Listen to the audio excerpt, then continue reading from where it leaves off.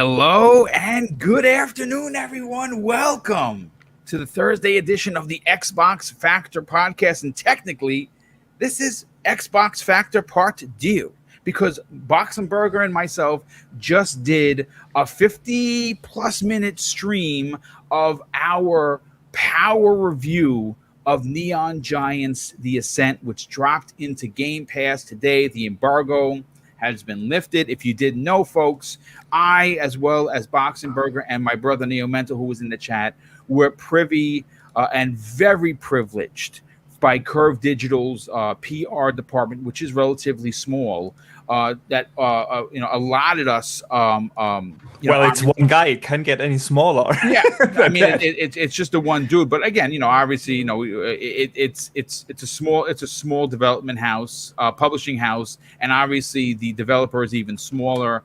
The gameplay you're going to see is just a little over 2 hours, which is this podcast should be, and it's me playing co-op with my brother, which we did all day on Monday.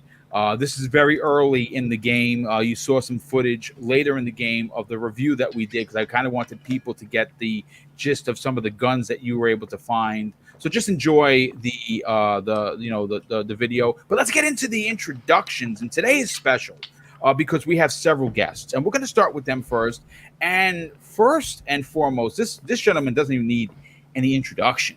He is someone that needed to be on today's show. He's not fully well, folks. He's not feeling that well, but he's still going to power through because of his importance to the conversation that we're going to have later on. And that is the Indie Gamer. Welcome back, Indie. Long time, no time, my friend. Absolutely, my friend. Thank you so much for having me back on. It is always a pleasure to hang out with you. And, you've always growing, always building on your channel. And it's awesome to see fantastic content that you do. And yeah, I'm really grateful for the invite today. You are right. I'm not feeling 100%, but the occasion of being on with this awesome panel and this great show definitely, hopefully should carry me through. And the fact that you're doing that indie topic today, well, I could not resist that one. I had to squeeze that in for sure. But yeah, thanks so much for the invite, my friend. You are an awesome guy, and it's always a pleasure hanging with you. Definitely looking forward to this. Well, thank you so much for being here. And yes, the indie aspect as a motorcycle goes by, revving its engine. I hope you guys didn't hear that. If you did, sorry. I'm not a podcast professional. I don't have a studio yet. That could change. But thanks for being here. I cannot wait to get into the indie topic because if anyone that's in this community knows a thing or three of when it comes to the indie struggle, the indie, trials and tribulations of small funding and literally putting your house on the line through remortgaging. We've heard those stories. You know it because you work with these folks on a regular basis. And I honestly cannot wait to get into the topic of discussion. But let's continue with the introductions. And next up, this is another gentleman. It's like the British invasion today. He doesn't need an introduction because his channel is positive. He talks positive about all platforms. Doesn't get into the nonsense of console war shenanigans. And that is the biggest Mass Effect gamer and fan in the universe, the elusive gamer, Jamie Moran. What's up, brother? Jamie, are you muted? Maybe he stepped away. Jamie, are you there, bro? Hey, man. Okay, so happy to be here. It's been a while since I've been on, at least it feels like it. Can you hear me now? You might have to drop out and drop back in, Jamie, because you're breaking up really bad. So we'll come back to you in a minute. But let's continue. Yeah, drop out and drop back in. Maybe the mic needs to be adjusted. We're going to go next to Mr. Badbit. Obviously, how you doing, Joe? That new TV, that sexy TV that you got. How are you feeling this morning, sir? I'm feeling like a whole new man. So well, we're going to get into why you're feeling besides the TV and what you're going to be using that TV on this weekend. But it's great to have you back, Joe. I'm happy to be back. And shout out to Ains. He said to break in this TV, just put on like cartoons for a few hours. It'll like break up, like I'll do something with this OLED. Well, and I suggest watching I'm distracted Spider-Man this whole day. Watch Spider-Man again. Absolutely, Spider-Verse is You next. have to watch Transformers, The the movie. Mandalorian. It has some amazing HDR effects. on Don't that tempt TV. me. Don't tempt me because I'm distracted right now. It's like there's Rick and Morty on right in front of me. How can I say no to it? But I'm doing fantastic. We got some good topics to talk about. Of course, it's the internet. There's a review that everybody's angry about, and storage. Apparently, everybody's surprised again. So, like, I'm excited to maybe bring sanity back to gaming. I don't Again, know. it's the interwebs, folks. Don't take anything to heart. Listen to who you trust, whoever you trust to listen to. That's who you should get your news from. It's one of the reasons, my driving forces, folks, for starting this channel is because of how much I fell out of love with the mainstream media. And I decided to take things into my own hands, and here we are, 4 shows later per week. I have my own network, folks. So, Joe, thank you for being here. Jamie, are you back, sir? Yeah, we're still not hearing you, dude. I don't know what's going on. I don't know. You Can dropped you out. hear us? You dropped.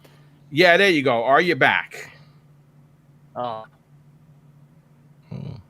Yeah, unfortunately it's not good, Jamie. I don't know if you. Yeah, he's got to drop out and drop back in. Okay, we'll come back to him towards the end. Hopefully, he can figure out what's going on with his mic because usually he's never had a problem. But hit the router a few times. yeah, hit it with a hammer. Usually that works. Just don't hit yourself with a hammer. I've heard. But N64 Josh, you were a sad man, but you're no longer sad because, well, you got the call. How are you feeling now? Freaking-tastic. I'm so glad to be here. So glad to be here. There was sadness in my heart. You know, I was seeing my co-hosts on the Halo Infinite podcast getting the invites, and I was not getting the invite. And I was like, I'm gonna just celebrate with those that are super excited and getting able to play, or that are able to play. And then lo and behold, I pull into the gym 5 a.m. and I check my phone and I get the email. I was like, I had a good lift. I had a good lift after that. So, well, I mean, listen, obviously it's what we do here. We talk about video games. We get excited about video games, and we have a lot to get into today for the Xbox Factor podcast. VJ, the linguist of the crew, welcome back. Have you had your spot of tea, sir? Yep. All good, Boom. All ship shape and ready to sail. So looking forward to the show. Nice. Well, it's great. It's great to have you here as always. And we'll try one more time. The elusive gamer, are you back, sir? Living up to his name. Yeah, that's true. That's true. The elusive gamer. He is elusive, but yeah, I look. I don't know what is going on. Can anyone hear me? Yeah, now we can. I can Yes, hear now you. we can. And now we can't. Yeah, I listen, Jamie. I apologize. Can people hear me? Yeah, now, yes. Dipping in and out. Yeah, you are dipping in and out, Jamie. I don't know if it's it can't be on our end because everyone else seems to be hearing us clear. We just can't hear you. I don't know if it's a mic issue, is it a driver issue, but we will definitely come back to you. Hopefully you can get it sorted out. Folks, we got to open up the show. We're 8 minutes in, and the talk of the town, the excitement that the entire industry is feeling, is that Halo's Infinite's flighting is going to be happening this weekend. It was rumored last week that this was going to be happening. We had no confirmation on it. 343 had said in a tweet, hey, stay tuned. We're going to give some information. And we're not trolling you, folks, because people were getting mad at 343 because they wanted to find out when the beta was going to go live. And folks, from the 29th of July through August 1st, we're going to be able to play. And again, it's if you were invited. There's a lot of people. There's some people on the panel that still hasn't gotten the invite. And I got to call Phil. Even Lord Cognito didn't get the invite. I called Big Phil personally. Cog is in the same train than I am. So well, no. What happened was he wasn't originally invited. I had to make the call to Big Phil. He picked up, and he's in. He's in now. Yeah, baby. So So Phil listened to Boom, folks. It's a stone faced lie. I didn't call Phil, but thank goodness my brother's in, Cognito's in. There are some people like Boxenberg who didn't get in, and I'm hoping that changes. I'm hoping that you do somehow get an email today that I mean, listen, the interwebs are a buzz of what is loading up to be one of the biggest releases in 2021. It's Halo. Master Chief is back, and the beta, which we all have been waiting for, is going to be played by thousands. I don't want to say millions. I'd like to think so, but I know that thousands upon thousands upon thousands of invites have gone out. Anyone that's gotten invited has been showing their stuff online. I started that hit parade because I got it, or I think I got it early, and I immediately put it out there. I'm gonna say this, Ainsley, if you're listening, you're too good in Halo. They should have left you out. I'm just saying that right now publicly. He's an assassin, and he doesn't need to play the beta because, well, he's an assassin. But it's glad I'll carry him. Yeah, I'll carry him. I love it. So, Joe, let's start with you, and I start with you for two reasons. One, you are the PlayStation representative that everyone knows and loves. And you handle yourself in a manner that is respectable and very exciting to hang around. But the second part of this is that you're one of the biggest Halo fans in the world, and you are now going to be a part of this. How excited are you, man? That's a fact. Very, very, very so excited, Boom. I bought an OLED TV. That's how excited I am about Halo coming back. Oh my goodness, so many feelings. So first, very jaded in the beginning because I went to sleep that night thinking I wasn't a part of this beta. I prayed. I don't pray often, but for situations like these, I do. I woke up that morning and I was in, and I'm just so thrilled because I love Halo. I say I'm like a broken record, but like Halo is the thing that cements me as a gamer. So to me, I got a lot of appreciation for it. So my legit reaction is I've cleared everything out this weekend. Yeah. I am expecting not being able to get in the first day and then everything working out on day 2. I'm expecting all of it, but honestly, I can't be more excited, Boom. Yeah, I mean, look, you know what? If you got a chance, and I sent it to the DM of everyone that's a part of the panel to check out the footage from 343. They did a live stream. A lot of people tuned in for it. I think what's interesting, and I was saying this in the pre-show. I get lost, folks. This is my second show of the day. The fact that they started with the Xbox One X version was important. Can I tell you one thing? Because I want to get into that real fast. When they said Xbox One, I was like, oh no, why are you doing this? This is bad. I want to see the latest and greatest. Yes. But immediately, even with screen tear because it was streaming, I was like, oh, I could see why. Because everybody criticized the original trailer because it was running on what people assumed to be an Xbox One. So when they really set the bar in a very low place, when they said, "Hey gang, up until this point, we've only shown you PC stuff. All those screenshots, all the trailers, yes, just PC. We're gonna show you Xbox One stuff." I was like, uh-oh. This is where the harsh reality comes in, right? Where you're going to see the disparity. Everybody's going to be upset. And it still looked so good. It did. Again, it didn't look like it didn't look like this is the best Xbox One game I've ever seen. That still goes to Gears, but it still looked really, really, really good.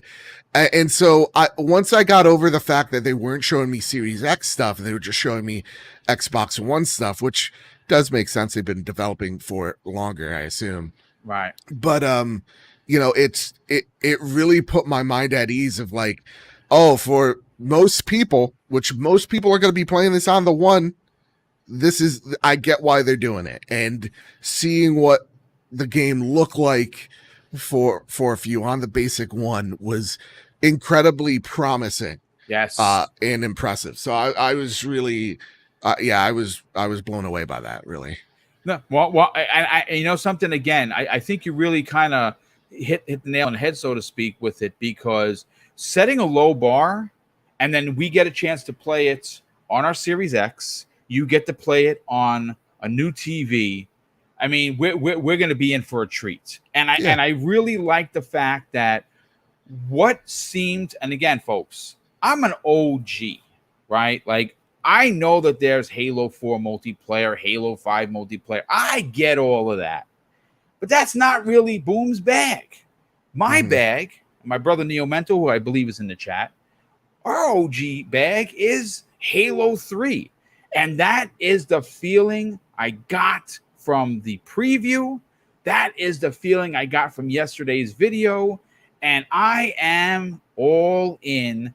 Again, I don't play multiplayer that often, but there are some enigmas there. The Division, over 1,000 hours. Destiny 1 and 2, 1,500 hours between the both. Titanfall 1, it's ridiculous how many days I have in that.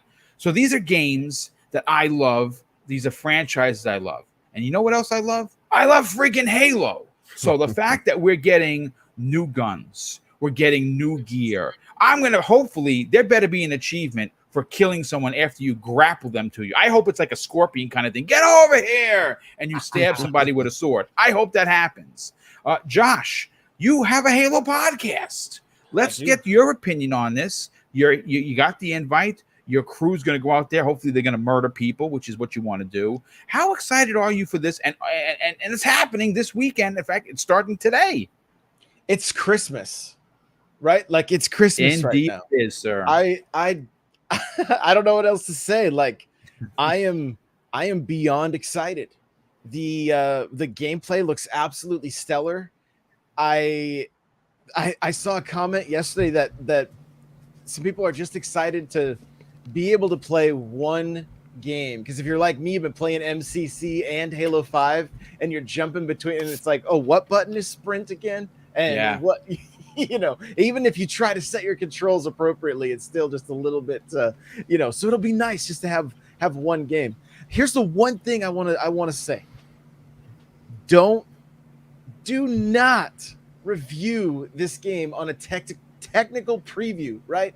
They've said there's going to be bugs. If you missed the presentation yesterday and you got in, they've already said there are bugs, and we want your help to find them. That's exactly what they said. You know what, Josh? I want to stop you there, because if IGN is listening, and they're probably not, which I don't care, maybe you guys should take Josh's opinion and not review a game that's in its preview build. I'm just saying, from one podcast professional to, well, you can consider yourself a professional, but I don't. But continue, Josh.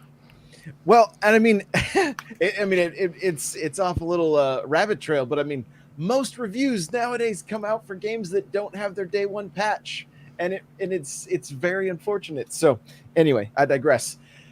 I can't wait. I don't know. Does anybody know the time? They just kept saying Thursday, and I'm like, at midnight, have been looking. Like, listen, look. let me tell you something.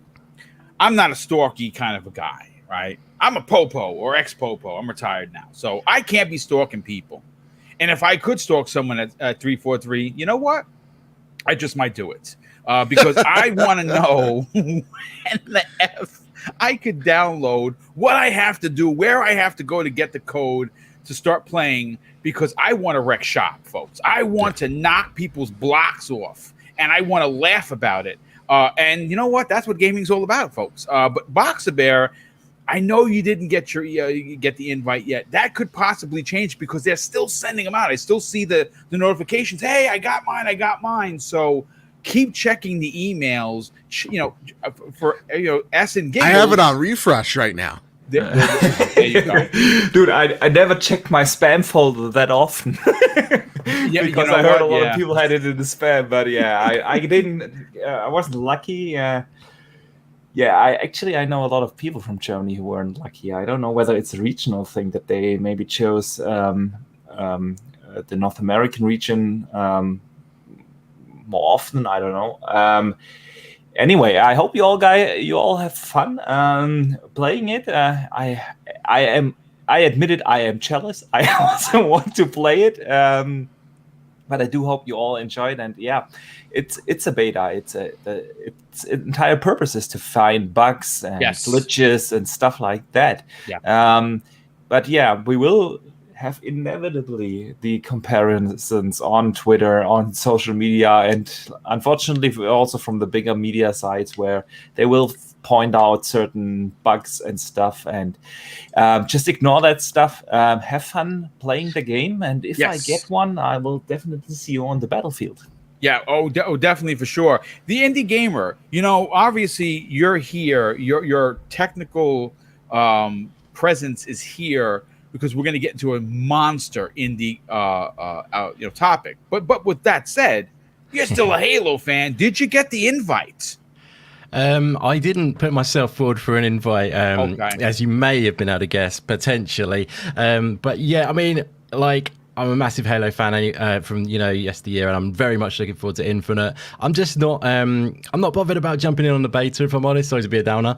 I'm so excited for everyone who is super excited for Halo and wants to jump in on the beta. I totally get that. For me at the moment, it's just an absolutely bananas time for indie games dropping everywhere. As you all know, it's like we've just been dumped like probably a whole year's worth of indie games in 1 week, which are awesome releases. Sorry to jump into the indies already, but that's kind of my focus right now with the Halo beta coming. Halo beta's coming with its sexy outfit on and said, no indies, I'm going to take your fans away. You know what I mean? So, but yeah, like it's a funny one, but obviously people are going to turn their eye to Halo once it comes and shows itself. But yeah, no, excited for Halo, but I didn't put myself forward for that. So, but anyone who didn't get the invite, I just say, don't forget how many awesome games are dropping right now. But yeah, I did have a little look at your link as well, and it was looking pretty sexy. Just a quick look, I have to say. But yeah, it's definitely shaping up pretty sweet, and that's quite a cool little way of approaching things, showing it on the Xbox One first, and then showing that as something really, really good, and then being like, but this is only the base. You see what I mean? It's like it's pretty cool way of doing things, and yeah, I mean, I'm so excited for Halo. I'm definitely going to be jumping in on all over Halo when it comes out, but I'm happy to wait and leave the beta testing to all you awesome people who are well more equipped for that sort of thing. It's funny. I'm not a beta guy. You know what I'm saying? Like because I want to enjoy the game when it comes out. I'm going to be honest with you. Yeah. But there are certain games that if there is a beta, and I somehow am lucky enough to get into it, well, then I'm going to have to, literally stop everything. Mrs. Boom is going to be pissed this weekend because I love spending time. She only gets off on the weekend, so she works Monday through Friday, so it's the weekend is hers, right? So I spend as much time with her. I kind of threw it out there that, Dad, I got into the Halo beta. I said, what are you saying? I got into the Halo beta. She understands that Mr. Boom is going to be preoccupied wrecking. Cancel the holiday. Yeah, she's going to cancel me in a second if I continue down this path. But DJ, let's grab your opinion. You're an old school Halo fan yourself. Did you get into the beta? Did you try to get into the beta? And are you excited to see what comes out of it? Yeah, I've been living under a rock, to be honest with you, Boom, so I'm not really acquainted or informed on this topic. But listening to everybody else, Boom, all I can surmise is that 343, and obviously, I always mention Joseph Staten, right? And I think they're all pretty confident, right, in Halo Infinite, and that's what I can ascertain, right, from what's occurring. And I think what Archimedes and everybody else sort of echoed is that constructive feedback several months out from launch will surely help refine Halo Infinite for a very, very, very successful holiday launch. And all in all, you have to say it's a really positive step and a message to all the fans, and surely sort of whatever's happening this weekend is going to send, well, it already is, right, sending feelings of excitement through the backbone of every Halo fan, right, or wherever you feel excitement once in a while, right, Joe? Yeah, no, absolutely. I definitely think you're onto something with that. But listen, look, all I can say is that if you are were fortunate enough. And again, Joe, do we have any idea on how many invites were sent out? Has they given us a number? They haven't given us a number, but like just seeing from like social media's end, you would think it's a sizable chunk. Okay. So like definitely tens of thousands, I would assume. Yeah. I don't think like even more than that, but I don't think it's necessarily to test server capacity. I think it is really more to get an initial see where people's heads are right now. Yeah. With the game at the moment. All right. Well, I mean, obviously, when the technical test, the beta, whatever you want to call it, is done by the 1st, because they didn't give us a time on the 1st. Is it midnight? Is it 12 o'clock p.m.? We don't know. I'm assuming we're going to find out relatively soon. We will get the numbers. They will give us the numbers of how many people played the beta, how many they sent out, and so forth, and what people were able to find. If you are a part of the beta, folks, I know it's a game, but they are asking for our help. So if you do encounter said bug, drop them a DM. They're obviously going to give us a way to contact support and say, hey, listen, if you found something, the team would really appreciate it. And as much fun as I'm looking forward to having with it, I kind of want to do my part. As you know, I'm not a game developer. I don't know anything about game development. But if I can help and say, hey, I found X bug on this level during this time, that could help. And if you want to help 343 give us a better Halo experience when it launches, hopefully on November 15, 2021, then obviously, besides having fun with your friends and laughing because you just sticky bomb someone's face, which is something that I enjoy doing as well. You will obviously be helping out the community, but we got to move on, folks. We're almost half an hour into today's show, and I hope that you're enjoying it. And if you are new here, I just want to ask that you consider doing two things. One, hit the like button, because for some reason, YouTube doesn't like smaller YouTubers. They like the 30% monies that they get from us, but they don't like us per se because, well, we're small. And if you want this channel to grow, and folks, we are so close to 9,000 subs. I mean, we are a stone throw away.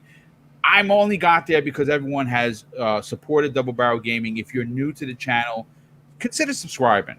Because what you're going to get is 4 shows a week. This week had 5 live streams, and I put the work in. And if you can subscribe and help me, that would be really dope. I would be unbelievably appreciative of it. And, again, there are other ways. If you want to monetarily support the channel, you can drop a super chat. You don't have to. If you don't want to drop a super chat and you want to maybe become a channel member, I have 2 tiers, $5 and $10. And what does that do? What does that do for you? Well, it can eventually potentially win you a prize, because Mrs. Boomstick and I do a lot of giveaways. We just did Christmas in July, where she gave away, out of her monies, over $350 of prizes, which included a total of 6 gift cards, $200, $250, and $225, and that came out of her pocket. And she wanted to give back to the community that has been so generous with me, and we will continue those giveaways, but we can't do it, folks. I'm not making a lot of money on YouTube. This is a small channel, but that's how we do it, if you wanted to know. But let's get into topic number 2. Now, this is a relatively smaller topic, but I think it's worthy of a conversation, especially how Microsoft started the last gen back in 2013. Now, Microsoft had their financials on Tuesday come out. And listen, it's a financial report. It's boring as ever. I don't have all the numbers because I don't want to put anyone to sleep. But what we do have is a quote from Microsoft CEO Satya Nadella. And I think it's super, super important for this particular conversation.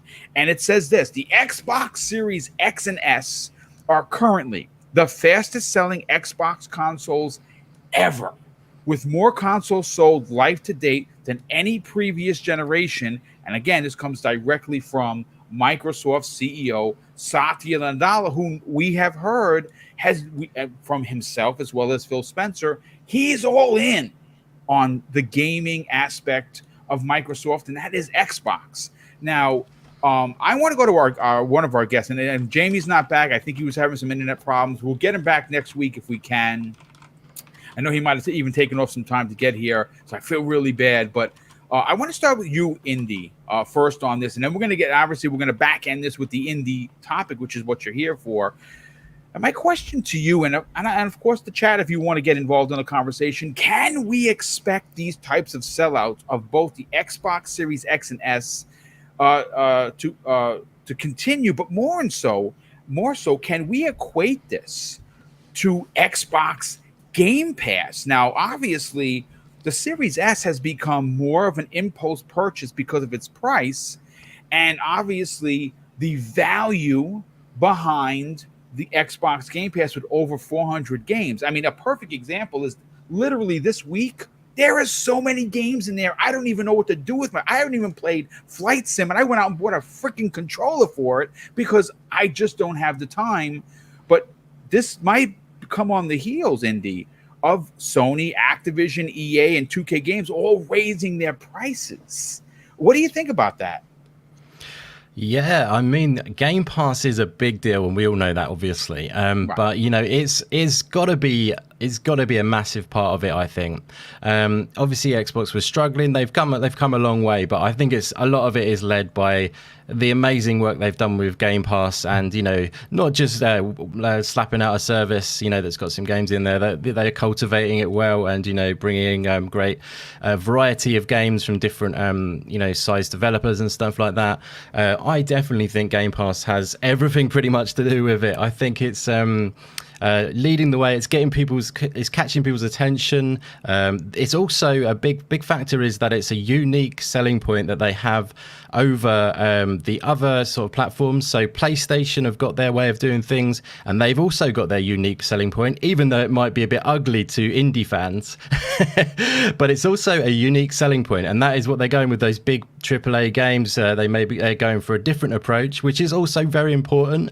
And I'm not going to be like, oh, you know, as an indie fan, I hate them for it, because I understand business as well. It's another factor, and they're being very clear about their message, and yes. Xbox are being very clear about their message as well. And you know, the message for Xbox and Game Pass, you know, is a diversity, and you know, they're ushering in some great indie creators and helping them along their way as well, which is fantastic.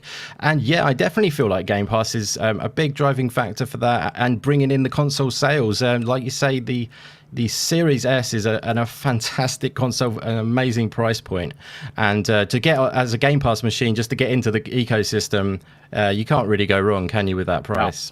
No. I mean, again, you know, it's great that you bring that point up, because, folks, listen, I'm not a PC guy. Like, it's just not my bag.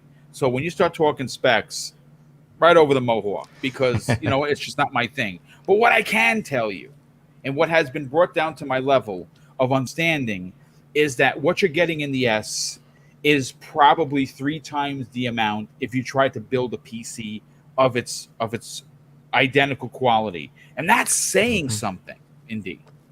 Yeah, I mean, as you may well know, I play on PC most of the time these days, so I've got a bit of a perspective. And the price, yeah, like you say, that is such a minuscule price, and you pretty much got the shell by that point, and then you've got to get all the components for the inside of the PC. You know what I mean? That price is ridiculously low. Yeah. The yield you get from that actual price, if you try to do a PC, would, you know, it's a fact. You know, you wouldn't get much out of it. But I love my PC, of course. I love all the Steam library, etc., etc. But that's a whole other topic. Yes, no, 100%. Oh, yeah, we can have that discussion. Yeah. I mean, listen, I'm going to say this. Look, it is very exciting right now for Xbox. It's gamers. There's been a lot of games dropping into Game Pass.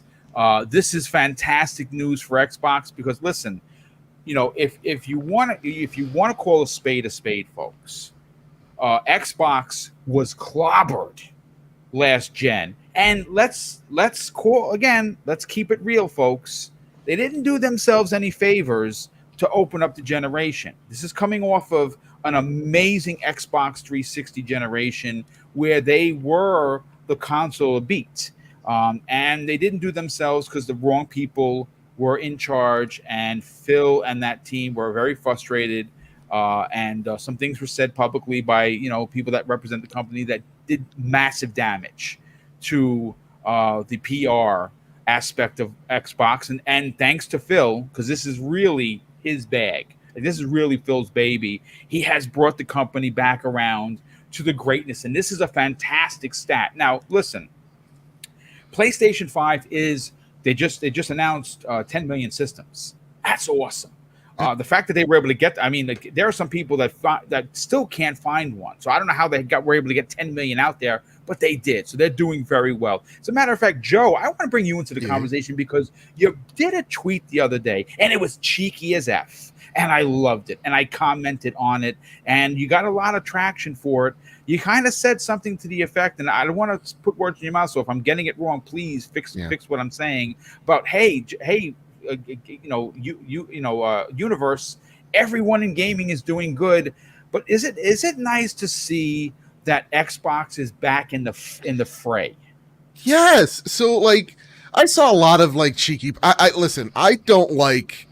I really don't like. Yes.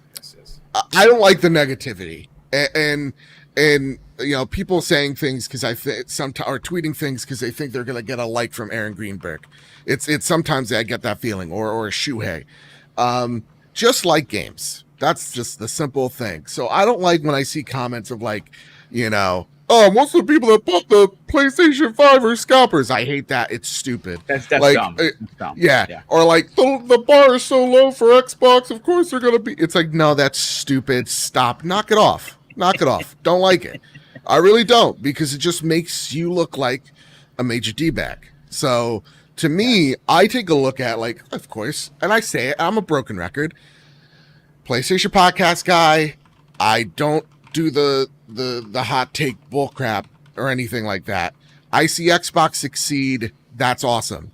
And I thought back while you were talking when we were discussing the Xbox One X, and I mean like at large, of like that generation was a lot of Phil course correcting and it not being his direct vision. And now you're seeing the Xbox Series consoles is him and his team's vision, and seeing how successful it is right now. Like, a thing doesn't need to be number one in order for it to A, make a profit, or B, make fans happy. Yep. Whether Sony did good last month's MPD or Xbox did great the other MPD, like that doesn't really. I even said it on this week's show, doesn't really impress me at all. I preferably don't care, because I just want to make sure that the games that are on those systems are good, and that's when I'll play them. Like, I very much openly talked about this week of Death's Door being one of my game of the year contenders. My God, even Boom is in on that conversation. Go figure. It's great. It's a fantastic game, and the thing that makes Death's Door special and that no one talks about is that the fact that it's not using that SSD, it's not using the 12 teraflips or teraskips. What makes that game great isn't the power of that console. It's the fact that it's a really great game. And what is highlighted, and what should be highlighted about it, is that Xbox's team went, you know what? This game's so great, we want to spotlight it on our ecosystem. And so that's the thing that I truly, truly care about, is what are the games and the experiences that you're getting out of all the consoles, because they're all doing something right? Like, there is a reason why PlayStation 5 is the top selling console in the world right now, or fastest selling in the world, whatever. There's a reason why Xbox is the best selling, or Series is the best selling Xbox on the market right now. There's a reason why the Nintendo Switch will be, by the end of its generation, I have faith, the second, or if not the most top selling console of all time. There's a reason for that. All three companies are doing really well.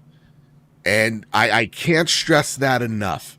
All three of them are doing great. All three of them have their share of problems that they need to address. All three of them have really great games you can't play anywhere else.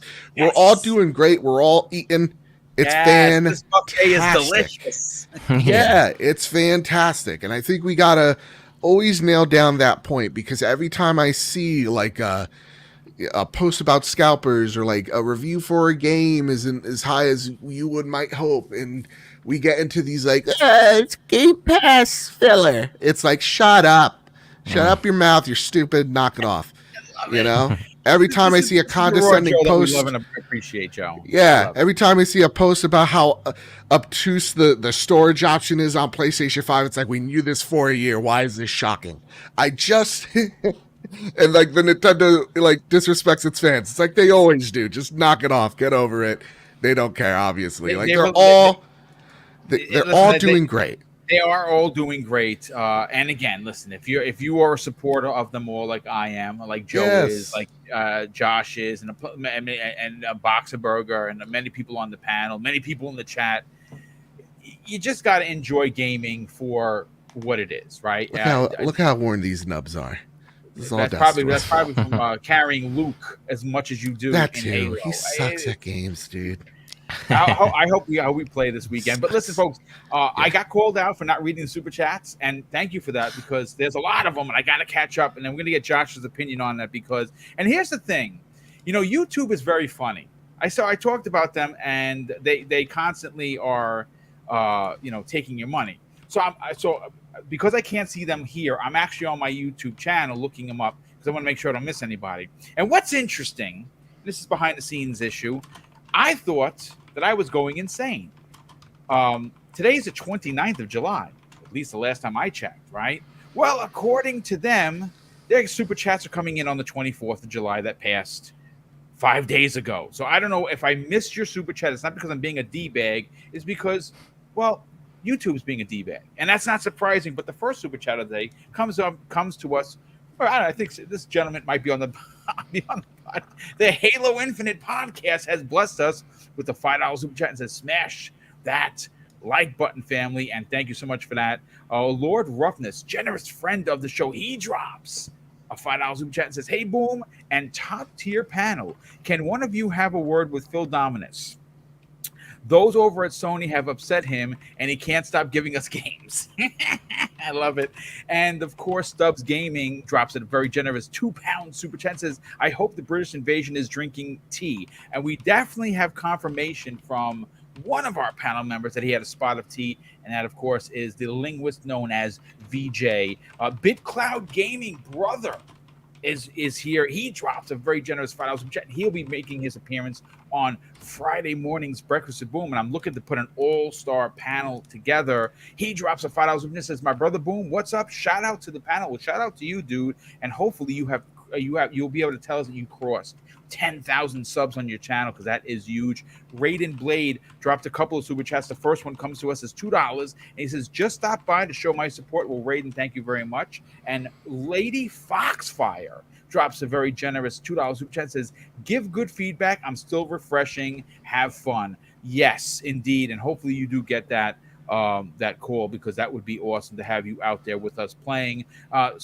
Select Bang 007 drops a very generous $10 super chat and says, supporting the channel and to say that I got my invite. Yes, congratulations, dude, and excited to get my hands on it, even if it's a beta, as the community can help shape Halo to its fullest potential. Indeed. Cotton McCass, good friend of the show, he drops $3 super chat and says, hundreds of thousands of invites have been sent. Well, thank you for the clarification, because yeah, that's awesome.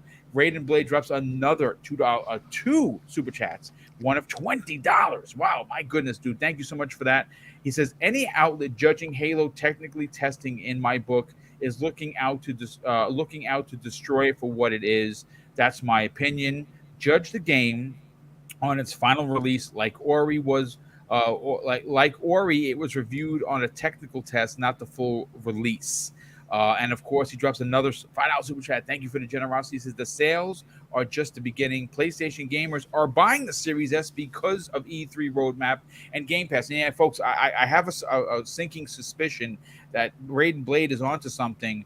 And I want to, of course, go to Josh. Now, Josh, it's very easy to just, say, oh, yeah, it's probably Game Pass. But what we learned very early, Josh, with the last generation is there were a lot of Xbox 360 gamers that weren't down with what Microsoft was doing, and they chose Sony for a couple of reasons. Price, $500 with Kinect versus, well, they took the camera out of the box and you can buy it separately, it's $400. It was more powerful, the PlayStation 4 over the Xbox One. And we saw a lot of people that were Xbox 360 players move to PlayStation, and they've been there since. And now, right now, Microsoft, specifically that team over at Redmond that is led by Phil Spencer, has turned the ship around, and people that were Xbox players are now starting to come back because that $300 price point. Are you surprised that the Xbox S and X are the best selling in the platform? I'm not surprised at all. Like, it has been a long time coming, an entire console generation, and with Captain Phil at the head, or at the helm, I should say. He's not sitting in the bathroom of the boat. He's sitting at the he's sitting at the wheel. And it doesn't surprise me at all. I mean, gaming is bigger than ever. Yeah. Right. It's bigger than ever. And it really is. I love watching this. I love hearing that all these companies are thriving and that they're doing well, because we win. Ultimately, we win. As gamers, we get to reap the rewards of this. And I mean, what an incredible week for Microsoft with everything that's come out, the indies that have come out, the Game Pass games that have come out, and the Halo technical test that's coming. Had the Forza video showing us Horizon 5 driving up a volcano. Come on. Yeah, and I mean, gamers want to play games, right? And that's the reason they moved to PlayStation 4, because gamers didn't care about watching TV. Right? That's what it boiled down to. I'm a fan of Gears and Halo and those shooters. I knew I wouldn't get those on PlayStation. That doesn't mean I couldn't get other great titles. I enjoyed my PlayStation 3 for God of War and things like that. But I've always stuck with X. I still have I have my day one Xbox One controller. It says, it's engraved on the controller, all that stuff. And it's so great to see gaming so healthy and to see the competition. I mean, to see the conversations, to see Sony going, scratching their head about Game Pass, and how is it going to change the gaming space, and how long will Sony and Nintendo be able to continue with the old school practice of selling the $60, now $70 game? How long before people stop making the purchases? I don't know. It doesn't seem like it's slowing down anytime soon. But well, I mean, look, I'll say this to that point. I think that we're seeing the consoles for a good reason, Josh. All of them sell out the minute they come in. And for good reason. Gaming, because of the pandy, has really exploded on the scene because people were stuck at home for so long. So they wanted something to do. A lot of people didn't so much abandon gaming. They just either grew out of it, fell out of love with it. It was too much for them at the time. But yeah, you're onto something with these consoles selling, and I'm with you. I'm not surprised on this. Now, I'm seeing chat mention it too. I mean, gaming was kind of revitalized over the last year, because what else did we have? Yeah, we didn't have film, we didn't have TV, right? A lot of reruns were being were thrown out there because even Hollywood had to shut down. Right. Yeah, and so it's just great to see that so many, either new gamers are now into the scene, or people that have come back I talk to people often. They're like, "Oh, I haven't played since the 64," or I haven't played since the PS2 or whatever, and they're back into it now because there's the nostalgia pull, but we were stuck at home, and it allowed us another way to connect with people, which is huge. Yeah, no, it absolutely is, and it's an exciting time. Like I said, regardless of what you support, there's something for you to play.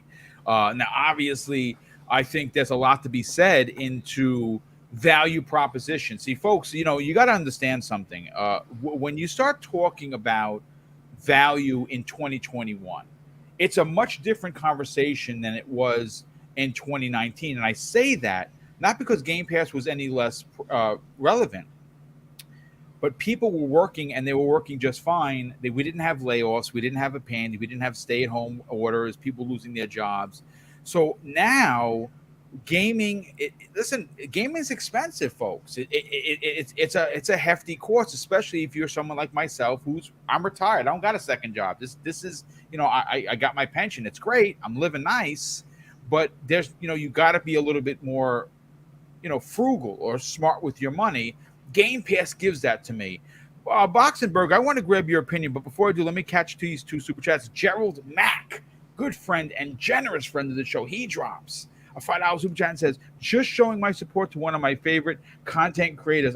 Dude, that's awesome. Thank you for that. And his esteemed panel salute. Well, thank you so much for that. Definitely appreciate the generosity. And of course, more so, the very kind words. Drawn TJ, another generous friend of the show, he drops a $5 super chat and says, I hope I get my invite for the Halo Infinite beta. Yes, me too, my friend. And Gerald Mack drops another very generous $2 super chat and says, gamers were built for the pandemic. Indeed, we were. Definitely. It's a shame that people had to pass away and all the horrors that came with it, but we definitely were built for it. Boxenberger, let me get you. I mean, you are a part of the Xbox Factor podcast. You specifically cover that mostly on your channel. Are you surprised that the Xbox Series X and S are the top-selling Xboxes in the platform's history? This early on, mind you. Not really. I mean, if you look at what Microsoft has done over the course of the last 5 to 6 years, is truly amazing. How they turned the ship around from a really rough launch in 2013, and some of the moves that they have made are truly awesome, and you can really see that Phil and the team had a strategy going into this generation. Where do they want to take gaming within Microsoft, but gaming as an industry? I made a video about 2 weeks ago about talking about how Microsoft changed the gaming landscape and industry. Great video, by the way. Great. Thank you. Video. Thank you. And it is really not a big surprise. I'm happy that the plan turned out so well for them and that they are doing successful. And I think everyone should be happy about that, because we don't want that market dominance from Sony like we had last gen, and we don't want the same market dominance from Microsoft either, by the way. Competition is what is healthy for the industry, what is good for us gamers. I mean, I've been a multi-console gamer before Microsoft or Sony were even in the business. I own all the consoles, all three of them, and a decent gaming PC.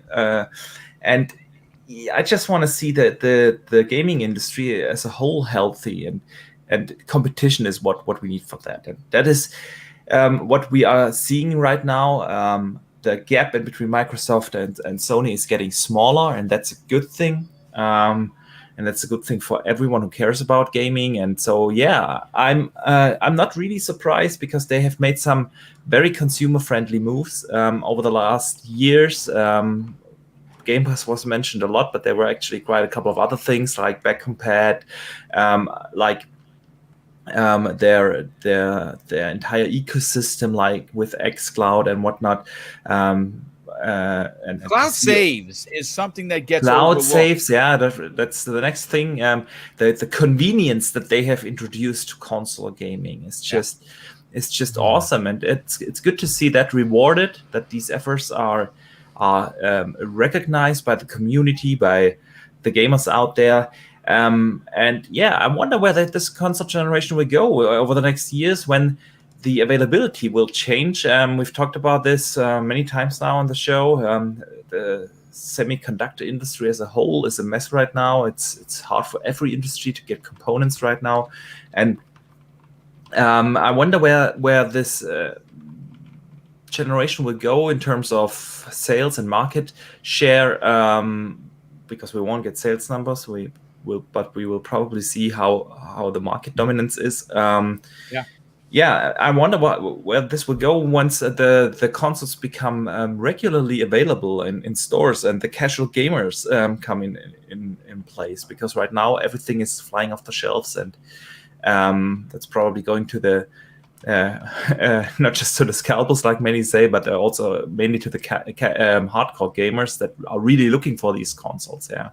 And probably most of them are not sold to casual gamers, but that will eventually change, and then it will become interesting to see how can Microsoft position themselves in a market when little Timmy's dad walks into the store and wants to decide which console to get for him to Christmas. Yeah, so that's really then the interesting part.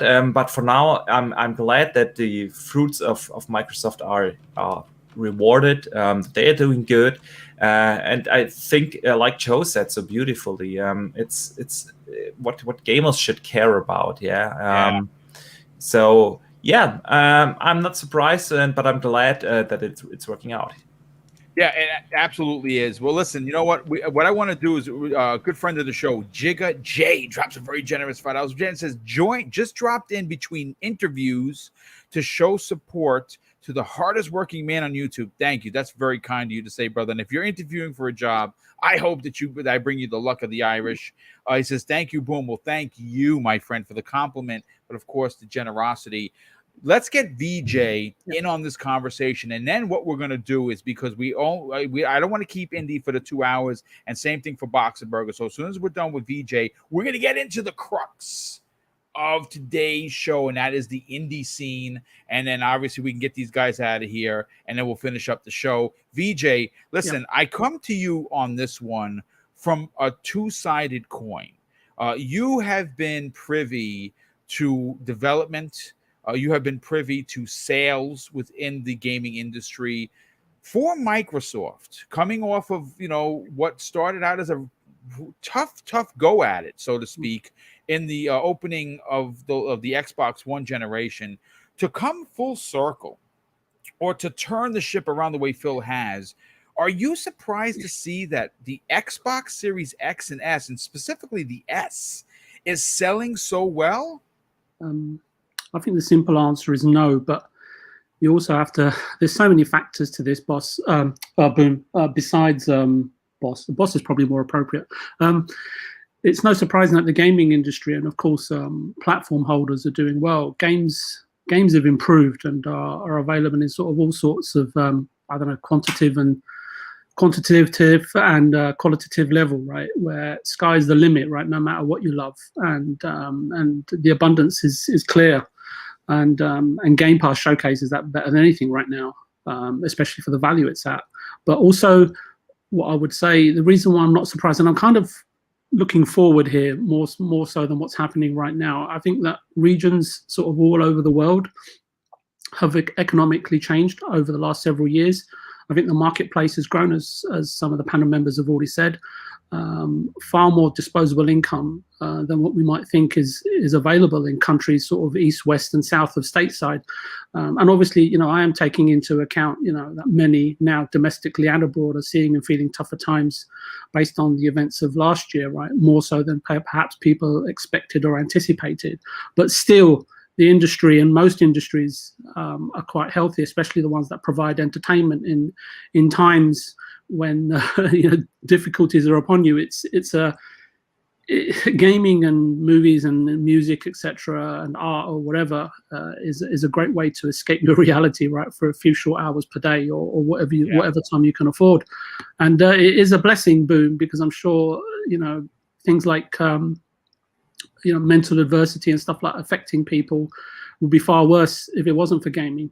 And look, you know, people obviously are going to point to this sort of the adage or precept or psychology of, oh well, you know, you always want something even more so, especially when it's hard to find. And I think Archimedes pointed that out quite clearly, and you know, especially if it's in short supply. But it's to be expected, right? You know, this sort of opening salvo from well, we saw it from Nintendo, we've seen it from Sony and from Xbox, right? That any company launching a new and sort of desired product is going to sell. But for me, what I would be sort of looking forward to is that, based on past history, and I know you mentioned, you know, about the Xbox One, it still managed to achieve 50 million units, right? Even though you want to say, right, that, hey, look, you know, that system was hamstrung by its management, right? And it still achieved this amazing feat. So, and the only thing that really stopped Xbox was more content, and then obviously the subsequent sort of value of having a really high tie ratio from third-party games. But I think that when perhaps Xbox reaches that 50 million milestone, or 30 or 40 or 50, I mean, we're probably going to talk about it at the time, I would suspect is that is when we'll be really reviewing. And as Archimedes said, when systems are more freely available, that's when we'll be reviewing, you know, on this podcast and so on and so forth, and assessing the situation, the potentiality, and the infrastructure and strategy that needs to, at that time, hopefully only tweaked, right, for Xbox to go on and hit that 100 million unit milestone for the first time in history. Now, Yes. somebody's listening to this and saying, oh, you know, that's just thinking too far ahead. Well, no, if you look at since 2017 or 2018, because I can't remember the exact year when Game Pass came about, but then in 2018 we just saw the subsequent acquisitions of numerous studios, and obviously ZeniMax / Bethesda last year. So as Indie Gamer was saying, you know, and I think he was alluding to, at least, because my voice is going, is that they really have set themselves up for success this time around, if not to be on par or go toe-to-toe with any other established, can we say, platform holder, right, in the industry, or even content publisher, right, because they're a publisher as well. I don't think the two are mutually exclusive, but, or can be, it depends on which way you want to look at it. But my thinking is, the questions I think at that time will be, are they set up to do so, to go and reach that 100 million milestone? How have Sony and Nintendo evolved and progressed at that point in time, in terms of how they've converged on some of this, some of the services that that Microsoft offer, or what has been their counter to that, and where are their, you know, sort of games and in terms of how they're selling, and more so, I think it'd be worked in terms of where Game Pass is at, right, in terms of what it's offering, the adoption rate, the churn, the first-party game performances and the reception to those, the overall subscriber numbers in relation to hardware, and more importantly, is it still profitable, all whilst remaining at $15 a month, right? Or unless you're into earning points, right, which reduces that number down quite significantly. So it's a win-win, as many of the people on the panel are saying, in terms of being a gamer, and especially an Xbox gamer, you would have to say at this point in time. And of course, there's going to be plenty of more questions to ask, right, as time progresses. And I've mentioned this, Boom, I think when we first started talking about, you know, Xbox and Game Pass, you know, and that obviously, you know, we know that Game Pass on as many devices as possible is the ultimate goal, or moonshot, if we prefer, for Xbox. But I said, you know, when these hardware systems were launching, that hardware sales initially are critical for a console manufacturer, with or without a subscription service on offer. And it's pretty obvious that we will find that most, if not a high percentage of, maybe 90%, maybe even more, Series S and Series X hardware purchasers will subscribe and remain invested into Game Pass, more so than someone subscribing, you know, via PC or tablet or mobile for $1 a month, right? And I know that Microsoft is working towards enhancing Game Pass, right, to have that sort of diversity in its content to appeal to differing regions that that we haven't even heard of, right, all over the world. And it's an ongoing process, right? And that's the exciting thing about it, I guess. And I would say that at the very least, Xbox need to succeed on both fronts, subscription services and hardware. And I would have hoped that, you know, with these financial results, that perhaps we would have got a Game Pass subscriber update, right? But I think that to a degree, and it's just my thinking here. I don't know for a fact that perhaps some of that is tied to based on how much hardware is available to them to ship at this present moment in time. And I'm not entirely up to date, how difficult it is to get hardware, but I'm assuming it's still pretty tough to get a Series X or a PS5. And I think that for this holiday season is sort of really quickly approaching us. It's on the horizon, effectively, right? And it's really interesting what they're doing with Halo, right? Because it's going to be the talk of the town and the hot topic all the way up till launch. So it's really strategic PR and marketing move, regardless of the fact it's a beta. And hopefully, for me, Xbox has plenty of units, right, that they've available, right, for this Christmas period, because I think that whatever they produce, they're going to sell out, right? So it's going to be even harder to tackle the fact that where are Xbox exactly? But I think that if they keep the momentum going in terms of all of the content that they have promised us, and most of it is on track, and they can make really good smart pickups for Game Pass, I think the sky's the limits for them. And just on the final point that you mentioned, I think it was about high gaming prices, and perhaps that's playing into the adoption rate of Game Pass. I think that there's a truth there. I don't know to what degree, but I don't think that Phil will be leaning back in his sort of high back, genuine or full leather swivel chair with his feet up on his mahogany desk or whatever they're made of these days. Because I used to shop at IKEA, so I have no idea what the quality of that desk looks like. And while sitting there sipping a margarita and thinking or believing that high game price points, adopted by major publishers and perhaps led by Sony, is anyway pivotal or plays into the hands of Game Pass to a huge, or has a huge bearing or a degree of success in terms of where that subscription service can go. I think it's at best a spoke in a really complex and how can I put it, a dynamic wheel that suggests Game Pass is a fairer option that respects, invites, and affords accessibility for you as a gamer. And I've talked about it, no matter what walk of life you come from, or no matter what part of the world you're in, right? Because even Netflix is, varies in price, whether it's in India or Nepal or America, right? Significantly cheaper, but it's targeted to based, on the economy, what people can afford in that specific territory, and and also what I would say is that Phil, in my opinion, is probably looking at how this $70 price point is going to go. I have my sort of thoughts on it, but I know it's not for this really topic at the moment. But you can't really beat Xbox and Game Pass at the moment at a fixed monthly fee, and of course we know that the tier of quality is going to continually improve, right? I'm always sort of pointing at it and saying it can be better, it can be better. And we know it can be better. We know it's going to be better.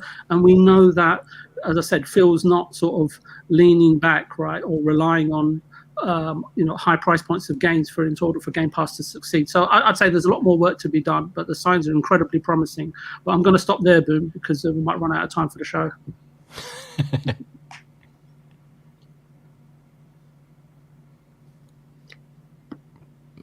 Muted, Boom, I think. Yeah, there you go. Even the host gets to leave himself muted sometimes. You know what? Listen, we only have the Indie Gamer and Archimedes for about another 30 minutes, maybe a little bit less. So what I want to do is, I know some massive super chats have come in. I will get to them, I promise. But I definitely got to get the Indie Gamer to open up this next topic, folks. Let me just write. Let me just make sure that my show notes are correct, because you know what, the interweb is nasty sometimes. So when you get it wrong, people let you know about yourself, and sometimes I get it wrong. I'm old, folks. I'm 50. I'm going to be 51. The brain isn't as sharp as it used to be. With that said, let's talk about an originally written topic, and we brought the Indie Gamer here specifically because, well, quite frankly, he is an expert in this field of conversation. Now, in the last few weeks, folks, the indie community as a whole has become the talk of the town. I would even dare say that 2021 is the year of indies in a big way. And it's, a lot of the smaller studios are figuring out still how to work, from home, from isolated places around the world, and make these games, something that they're probably going to have to teach some of the bigger companies, the big corporations, how to do. And we are seeing indie after indie after indie come out and shock us. Now, whether it's Game Pass, whether it's an Xbox exclusive or a PlayStation exclusive like Kena, now that got delayed until September, unfortunately, but that's going to be a monster game when it comes out. But bringing Xbox back into the conversation, we are seeing a ton of partnerships that are now starting to blossom, and ID at Xbox and Xbox Game Pass is at the center of this exposure.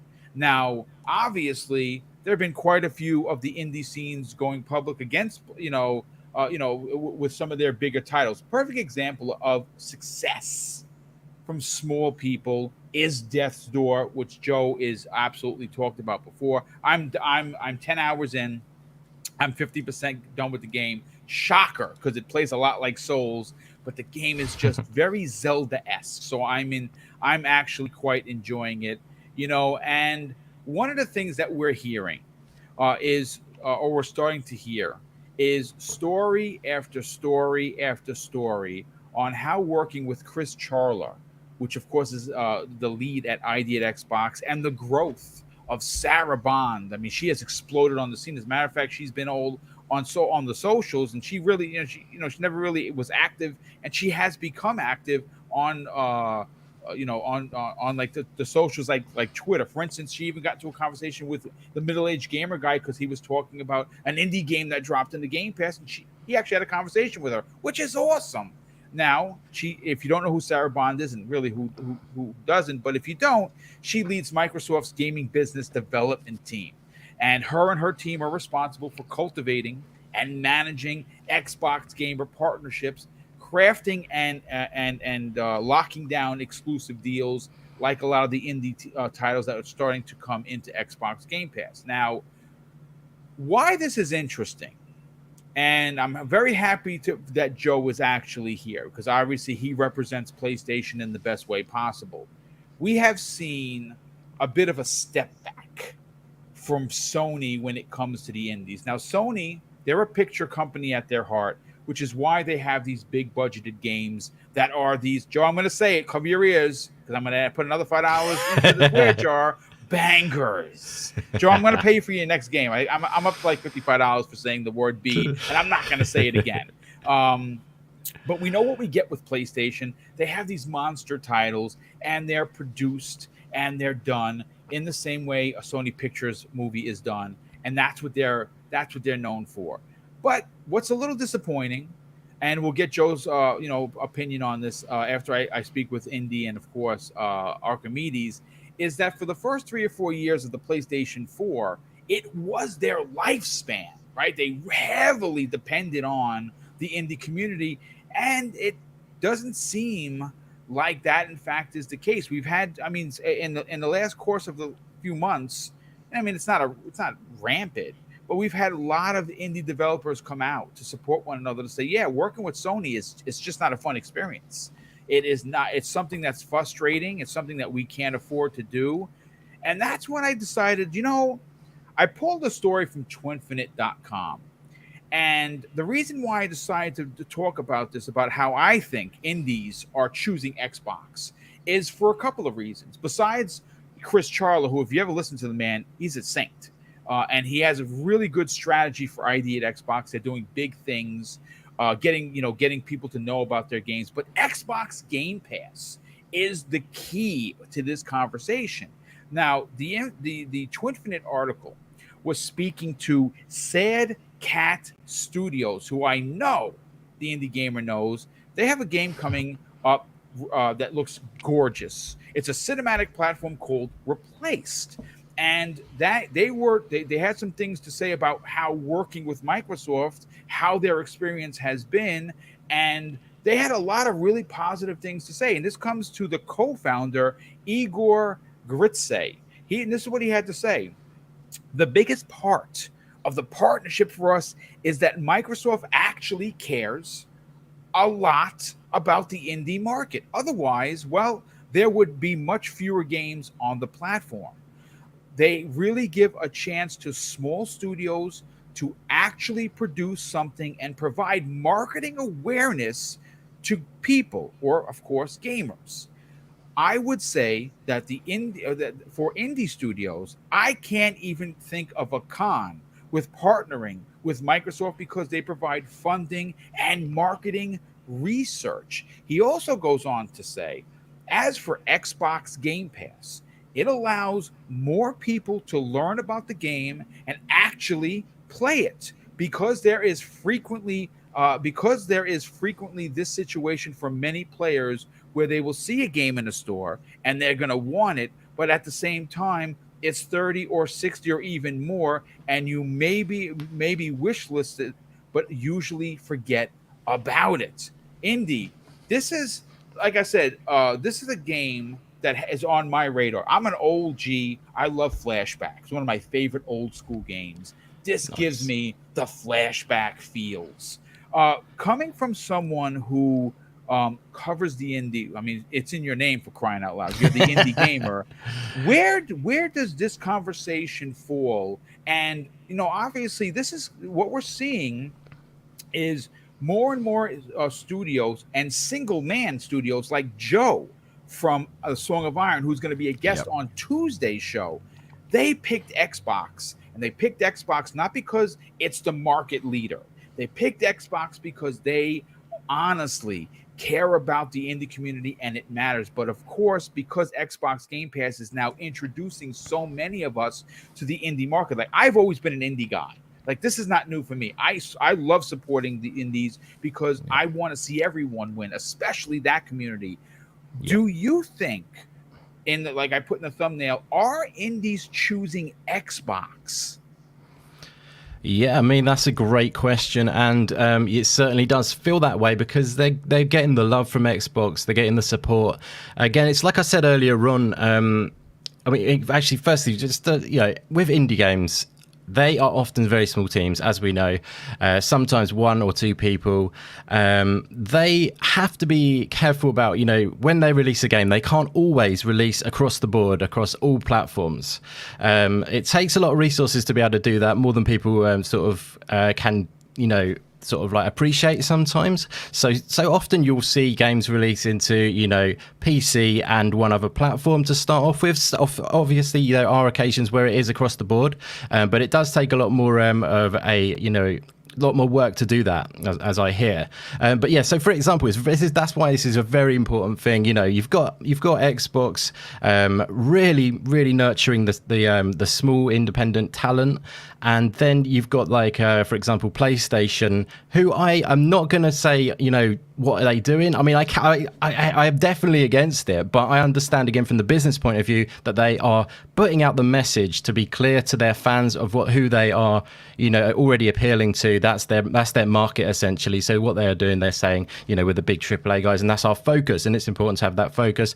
And I just think PlayStation's not for me then. You know what I mean? It's fine. I've play on PC and Xbox mostly, but yeah, so I feel like Xbox are definitely doing a good thing with the nurturing of the talent, and I definitely would say this is why it falls to these independent creators to kind of default to Xbox, because of the nurturing they're doing, the amazing work they do to sort of kind of promote games, especially with Game Pass and stuff like that. They don't obviously fund games through Idea Xbox. They don't come along and say, here's a big whack of money, but they give them one very important thing, which is that marketing kick, which is often, something which is hard for, indie devs and indie teams to get in their sort of regime, because it's a big expense and, stuff like that. So, often you'll see solo teams like you say, Joe, our main man, I'm very much looking forward to Song of Iron, but there's so many others as well, the review I've just done, actually, excuse me doing a cheeky plug there, but I've just done a review of Omno. Plug away. So I've just reviewed Omno. It's actually, I've got it uploaded, it's ready to press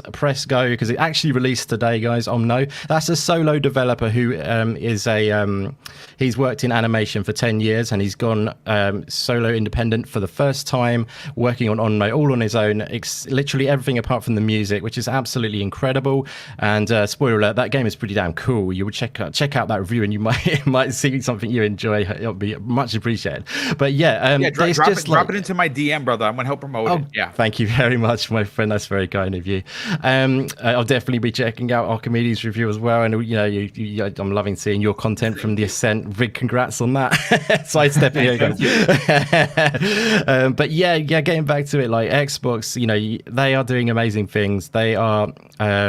They are just kind of they're doing the responsible thing. They are doing the good thing. You know, the good thing to do is usher in talent, because it's at the end of the day, the independent talent is the talent that is going to carry forward in the industry in the long term as well. A lot of people say, oh, indie devs, they're gonna come in and then they're gonna get bought up, but I like to think of it as actually independent developers are indie for a reason, and often they're AAA developers as well. Yes. So I think we're going to see a lot of indie developers stay indie, maybe grow a little bit into the size of maybe a Supergiant size or something if they do well. That's what I see for Joe in the future.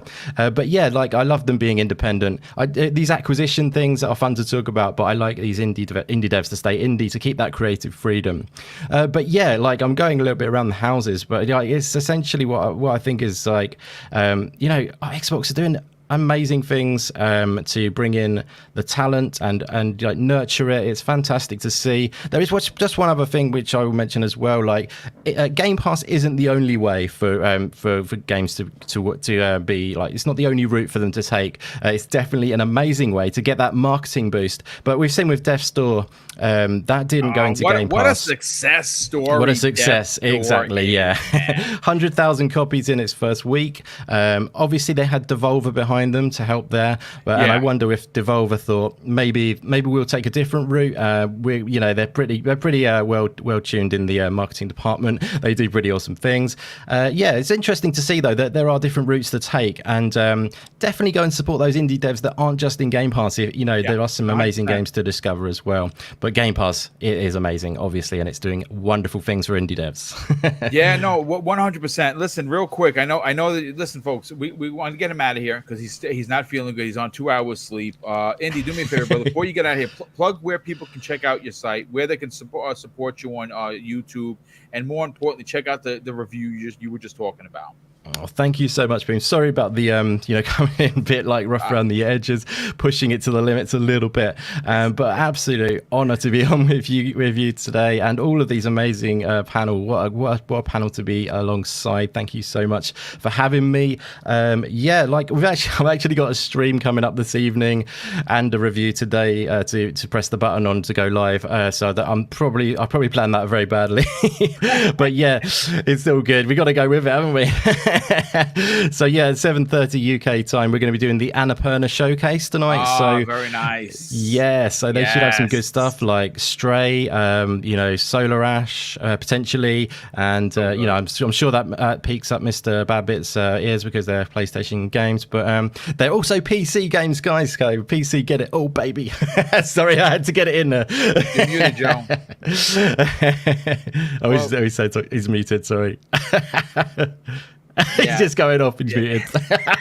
There he is. Joe, you back. I was like, why is everybody talking over me? It's me. No, actually, Kyle is freaking out because I'm not a huge indie guy. Right. Gamer. I'm not. So my co-host Kyle. Oh, dude, Death's Door is getting me into that door. Trust me. Don't worry. Yeah. I'm getting there. And he's freaking out. He's a big Annapurna stan, so he can't wait for this. Yeah, me too. Annapurna are like the best. It's like Devolver and Annapurna are like the best publishers out there for me. And they obviously focus on the indie stuff, but do amazing things and, get some great games. And they've got so many great games under their belt already, but they've got some amazing ones on the way. Like I say, Stray hopefully will show up today, and that looks so cool. Cyberpunk world, and you play as a cat, kind of stealth mechanics, which looks super cool. And like I say, Outer Wilds DLC should be showing up too. They got some good stuff. But yeah, 7:30 p.m. UK time, 2:30 p.m. EST after here. If you fancy it, guys, join us, and we'll be checking out that show. And like I say, my Omno review will drop. I probably will press it at some point today. I need to press it because I should have pressed it earlier, but I wiped out. But it's my channel is YouTube/The Indie Gamer, all one word. If you wanted to check it out, it would be massively appreciated. It's all about the indie goodness over there, sharing the love for indie games, spreading the word for upcoming indie games and current indie games. It's all about indie games, as I say. If you wanted to follow me on Twitter as well, it's indie_gamer_01. And yeah, I just want to say massive thank you, Boom, once again. And I love the fact that you're doing these indie topics, my friend. You're an awesome guy in this community, and you spread such a positive message, and I love the fact that you're bringing in that indie conversation too, my friend. Thanks again for having me on. No problem, brother. Well, thank you so much for being here, brother, and go get some rest before your show. Yes, I may have to. Go catch a 40 winks or something. You know Brilliant. what? Let's grab boxing. Thanks again. Take care, brother. It was a I'll slide on out. Thank you once again, and thanks to the chat as well, guys. Take it easy. Thank you, Vince. Definitely appreciate that. You know, Archimedes, you have talked about the power of Game Pass on numerous Xbox Factor podcasts, specifically on your own YouTube channel through videos. I mean, listen, we've heard what Indie Gamer had to say, and like I said, if anyone has his pulse on what's going on in that community, it's definitely Indie. And I mean, the question really begs is, are indies choosing Xbox because of what Microsoft and Chris Charler and that team over there are doing to support them in what seems to be big ways, whether that be in the marketing aspect, whether that means getting them into Game Pass so more players are touching their wares? What are your thoughts on that? Indie, and you have said already a lot of things that Microsoft is doing to help these indie gamers, indie developers. I think one thing that we haven't spoken about, and I think this is probably the biggest thing, is what they are doing behind the scenes for them. Every Xbox console, for instance, can be turned into a dev kit. Yes. That is helping a lot of developers, because if you want to develop a game, it's really hard to get your hands on on a proper dev kit. Yeah, you're not going to get that in the beginning when you just have an idea of a game and start to code something on your PC. You don't get a dev kit. That's, for instance, something that they are doing. I've also spoken to a lot of smaller indie devs about how good their support team is. When you have questions, how can we do this or that? How can we optimize it here or there? Apparently, the ID at Xbox team is always there with great support. I have not heard anyone complain about that from the indie scene.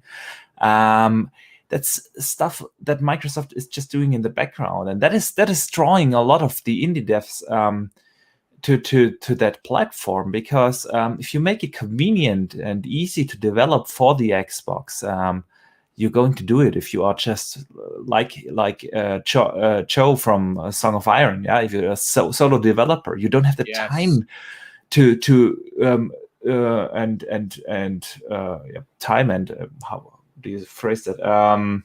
You can't just spend hours and hours of your time to figure out little things, how it works on a certain platform. So that is what Microsoft is doing so well, and I really appreciate that, because the indie scene and the indie games bring a lot of diversity to our gaming portfolio. I'm a big fan of smaller games. I mean, just today, The Ascent, 12 people. Come on, that's insane what they have achieved. Death's Door. I'm only like 2 hours in now, but I see why everyone likes that game. It's awesome. It's Zelda meets Dark Souls. Yeah. Yes. That's a fantastic experience. We have had so many other great indie games over the course of the last generation. Yeah, remember Inside and Limbo, or Ori, for that matter. Indie games can do stuff that bigger developers cannot do in terms of creativity, in terms of taking risks with certain gameplay loops. Obviously, if you have a budget game like one big AAA game costing like $100 million plus to develop, you're not willing to take many creative risks, because you have to stick then to the established gameplay mechanics and stuff that just works. Yeah, and the indie scene can deliver that creativity, and that's why I appreciate it so much. And Microsoft is doing great things. They are bringing a lot of diversity to them, and Game Pass is just one way for us to discover these indie games. And yeah, I wish that other platforms would also support it a little bit more. We talked about this earlier about PlayStation. When the PlayStation 4 launched, they were heavily supporting the indie scene. I remember the fanboys calling it the indie station, yeah, but somehow that fell off over the course of the generation. I hope that they will return to a little bit more convenient place for indie games, because there's just so much awesome stuff coming. But I do have the feeling that they try to turn that ship around. We see a lot of smaller, awesome looking games coming. Kenna Bridge of Spirit is just one of them. Stray is another one dropping today, which is very interesting. So I think we will see that, or hopefully see that that chip turned on the PlayStation. And but coming back to Microsoft, they are doing great things with it. They are very developer friendly, and that's in the end how you lure your those developers to your platform. Well, I mean, listen, before we get you out of here, to your point, one of the bigger complaints from the PlayStation side of things regarding indies, I'm not talking about the big third parties, because I don't know. I can only go based on what the indies were saying, was that there's no way to get in contact with people. You have these so-called content managers that no one knows how to get to.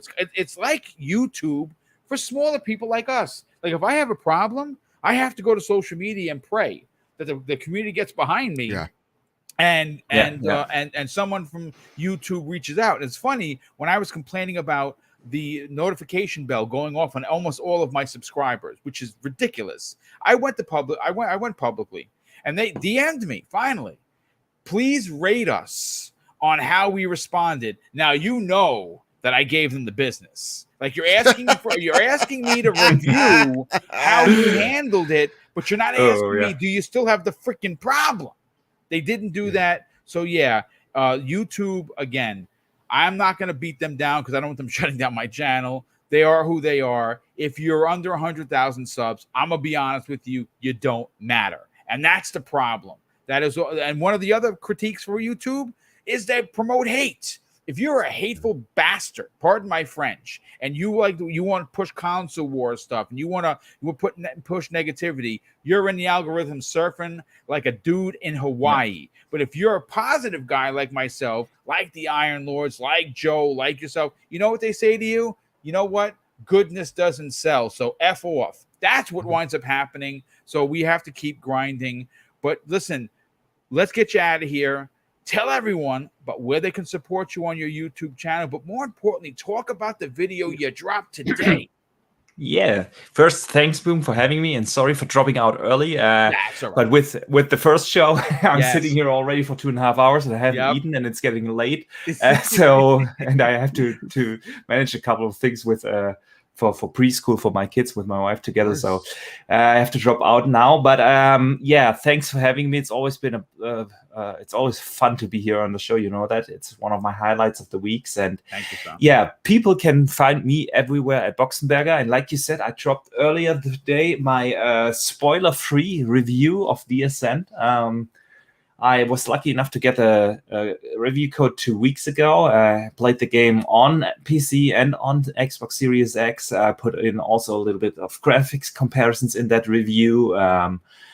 Just give an honest opinion, spoiler free. And if you want to see just how beautiful that game really is, it's in 4K 60 FPS available on YouTube. So definitely check that out. Nice. And otherwise, guys, I see you the next week, and I can't wait to discuss everything that is going to happen over the course of the next week. We definitely appreciate you being, brother. Take care of the family business. Thanks. And check me. I tweeted out, if you follow me and you're not following Boxer Bear, which why wouldn't you be? He's a gentleman. Go check out his video. Give it a thumbs up. Give it a comment. He worked real hard on it. Again, like, honestly, if there was one person I could compare his work to, it's Colt Eastwood. And Colt Eastwood, as we know, is the standard for these videos. So obviously that's saying a lot. But thanks so much for being here, brother. Enjoy the rest of your day, and we'll talk soon. See you guys. Yep. And I will continue with I'll get all the super chats. I got about 6 of them to get to. I promise I will. But I got to get Joe. Listen, I come to you next on this because you have obviously represent PlayStation, and you have your best friend Kyle, who loves the indies, right? The indie fan, and we with Stray dropping today. Kena, Bridge of Spirits in September, looks like Pixar level graphics. Death's Door, potentially going to be the indie surprise game of the year, like Hades was. Hades is dropping into Game Pass. Do you believe that because of what Microsoft is doing behind the scenes, like Archimedes says, and what we know they're doing up front with Sarah Bond and, of course, Chris Charla, do you think that the indie community is choosing Xbox because there's really a great way to succeed? I think for the most part, indies are choosing the platform that's going to work with them better. Okay. And speak to their audience better. So, like, great example y'all keep throwing out there is Joe from Song of Iron. You're listening to him on Luke Lore's podcast, which is he great, talks by about, the way. Great. It's fantastic, which is unusual for Luke, but go check out his podcast. It's great. Anyway, he talks about, like, just working with PlayStation's rough, so we're not no plans, for that, which is disappointing for some. And then I hear some others that are like, we had no issues. And it really does feel like that YouTube scenario. It's a question that isn't posed often, but will be as time progresses and these studios get bigger and bigger, and more successful, is what is an indie game? That's a great point, dude. No one has said that all this whole conversation. That's a great point. Is it just a really small team, or is it they have no publisher? Devolver, listen, Death's Door, made by two people, very, very, very. Acid Nerve is the name of that Acid studio. Nerve, fantastic, but also backed by Devolver. Yes. Right. So, like, you have all these like Annapurna, what are we classifying indie? That being said, I think as the indie community grows, you're going to find, and I think, like, comes to Xbox, PlayStation, and Nintendo, games that are going to speak to audiences better on platform A, that are going to speak better on platform B, that aren't going to do well on platform C. So I think we're going to see indies kind of move around to platforms that are going to fit what they think their audiences are going to be. So, like, Xbox is getting there, and I think they've made great progress, and that's why we're talking about it, because 2 years ago it wasn't like this. It was rough. Yes, and it was. Xbox has made absolute strides. And when we talk about Game Pass, that is a curated, you have to wait for like a list similar to what PlayStation is like, just treating indies in general. So, like, you're going to see Xbox go, okay, so what are the indies that our audience are going to speak to? Is it going to be games like Ascent? Is it going to be games like Hades? Will it be games like Death's Door? And shine on those games where you might get, on PlayStation, we see that Sifu, Solar Ash, so Stray good, are in our wheelhouse. And then maybe Nintendo goes, okay, so we see this, that, and the other thing as our, sphere of influences that they have Metroid That's Dread a coming out historical term. as an indie. Is it? Might as well be. So, like, to me, that's what I think we're going to see, like, indie games being. But I really like seeing that companies like Microsoft, like Nintendo, kind of, and like PlayStation, sort of, are looking at indies going, okay, how do we promote y'all? There's going to be a lot of growing pains for everybody.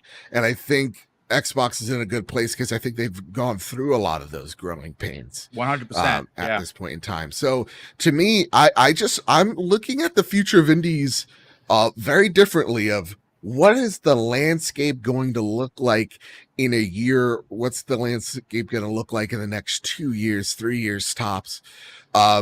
Because it's going to change.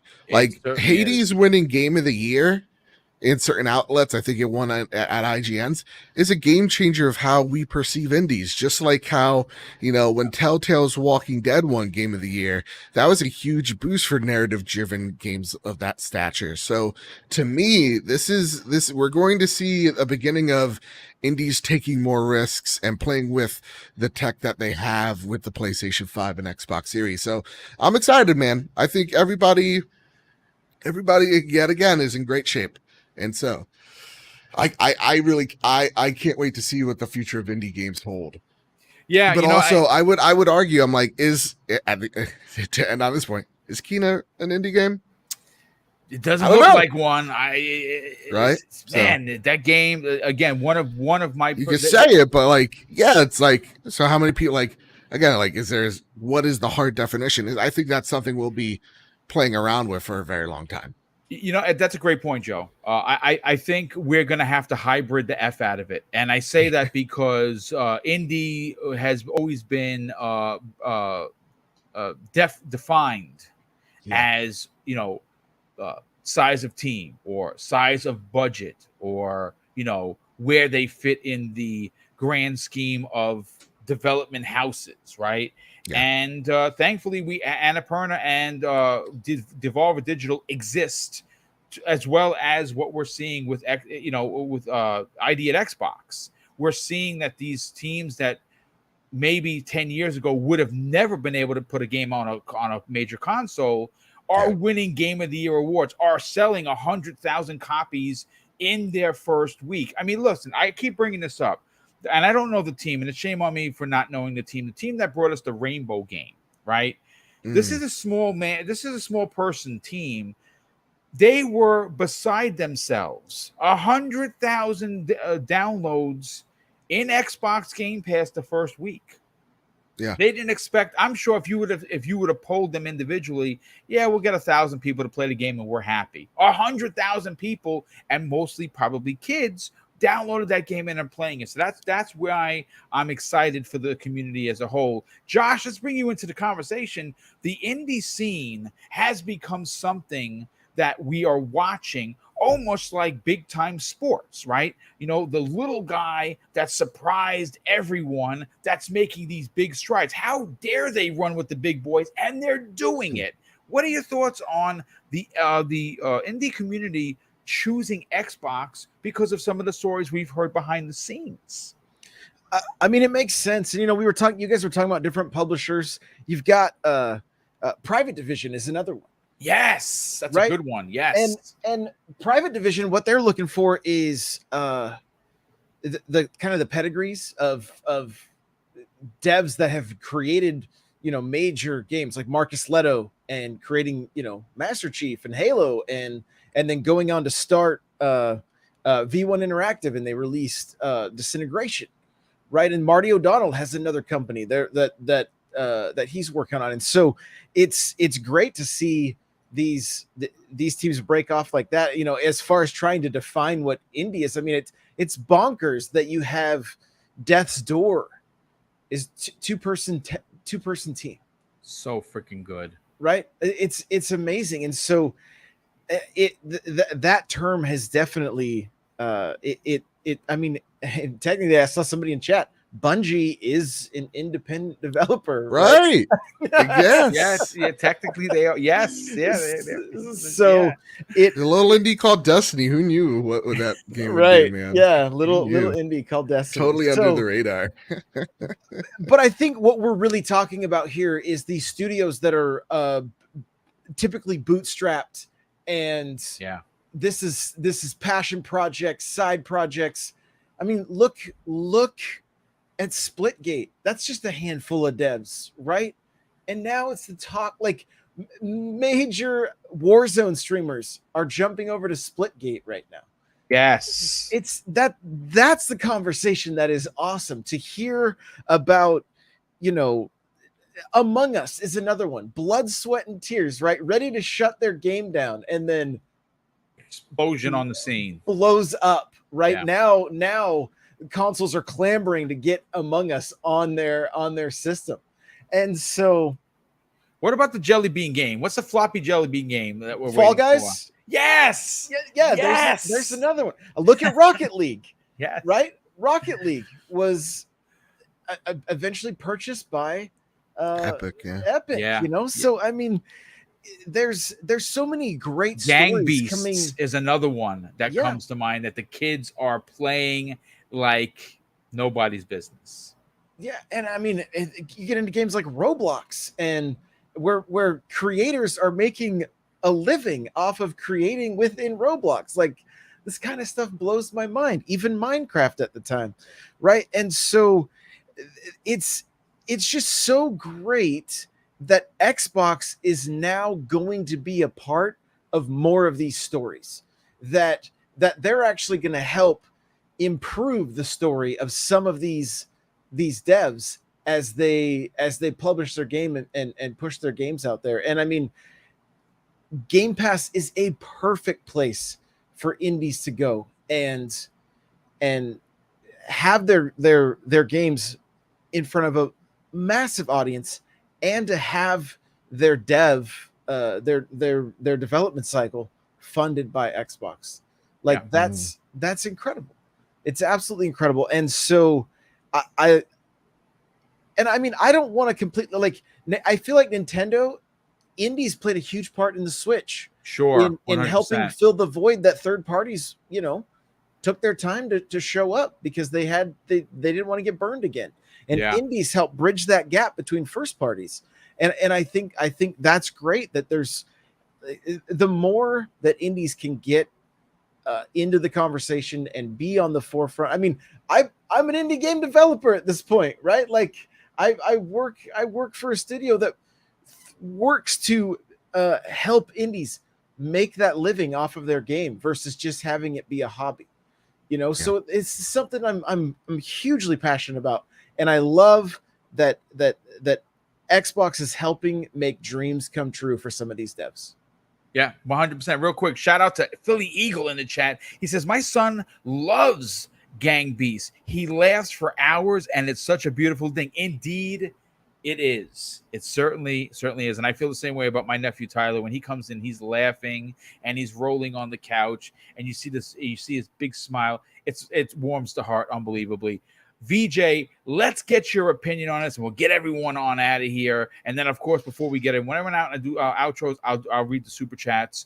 VJ, this is a phenomenon in a big way for a lot of reasons. Xbox seems they learned a lot. They did a lot of big things for the indie scene back in the 360 days during Summer of Arcade, my favorite time of Xbox. And now that has converted to now with Game Pass. Now there was a lot of big stumbling blocks that they hit in the Xbox One era. They kind of really dropped the ball. Sony scooped it up, and we know how the story went. It's very simple. But now we're starting to hear the indie community come out in a big way and talk up Microsoft, talk up Xbox Game Pass. What are your thoughts on the phenomenon happening right before our eyes? I feel like Indie Gamer should have had the last word on this topic, but anyway, he's gone now. I think indie game scene, I mean, I'm not as well versed as Indie Gamer, but it's flourishing day by day from where I'm sitting. Whether you're a developer, a publisher, or a consumer, or even a platform holder, I think you can't really deny this fact. I'm happy to be corrected. And perhaps more so now, Boom, it's becoming accepted, respected, and more ironically fashionable than perhaps it once was. And even though there are some, you'll find, we've talked about them on this channel, who still aren't quite convinced that indie games can satisfy, the itch or the imagination in any sort of meaningful way, and that's fine. I'm sure they'll come around to it as and when, right? Whether they're in the Sony Nintendo ecosystem, and if they're in the Xbox system, they'll be inundated with indie games, and at some point in time, they'll be sitting on their sofa and they'll just find themselves clicking on a button on a strange game that they fall in love with, and that's the beauty. That's the beauty of indie games, isn't it? It's like the nucleus of all creation. And every studio, didn't start, well, they do nowadays, right? With certain studios starting off with 100 people all sort of lined up, but every studio starts off with a couple of people with a kernel of an idea, right? So let me just say this, and I want to get it out there. I know, Sony and Nintendo do take indie seriously. I think it's unwise to think that Sony and Nintendo don't take indie seriously, but Sony and Nintendo have indie titles and exclusive indie titles, as far as I can remember. I think Stray's one of them, right? And they've got plenty of them in their release pipeline or portfolio, but it doesn't seem to be of a major significance to them, or a play for them as it is for Xbox right now. And I agree with you. From all of my experience with Nintendo, with Xbox and Sony, I have to concur with you, Boom, that this is not a new issue.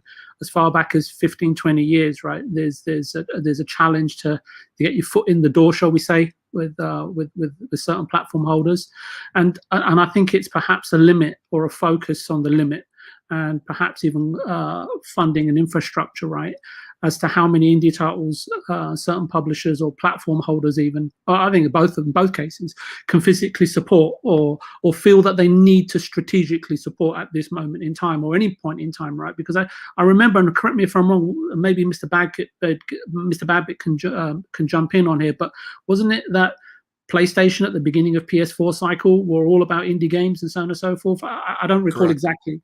And I think the most important thing for me, we've all mentioned Xbox needs to cater for a very diverse audience compared to Nintendo and Sony, and that leads me to wonder, what the mass market gamer looks like in the future, taking into account how capriciously content's consumed these days. And therefore, I think indie games will inevitably, for me, from today, of course, things can change tomorrow. It will go from strength to strength.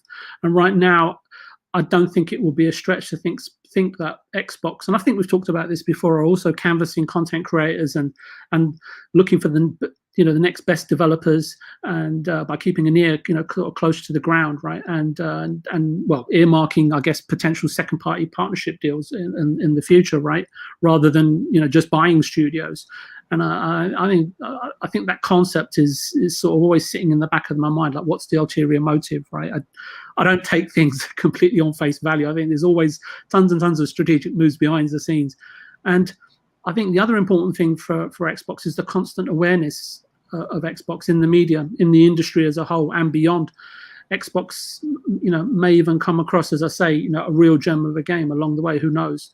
And I'd also say that I know that there's hundreds of developers out there that go to Xbox, and perhaps maybe even 50 to 100 are supported by Xbox in terms of funding and game development. But not every single game sees the light of day, right? And the ones that do are obviously gonna, as a matter of course, gonna sing their praises. And for me, everything to me sort of aims towards Game Pass and its success for the longer term. And at the end of the day, for me, it's great business, or business as usual, right, until things go slightly awry, and then it's not. So game development is difficult, and this success of the game that you mentioned with the Death's Door, with 2 guys creating it and so on and so forth, I mean, it's fantastic, right? But I wish there was more of those sort of news bites out there, more often than not. But if Xbox, for me, want to lead the way and be the guiding light or the zeitgeist for indie devs and cultivate and nurture them, that's fantastic. No complaints from me.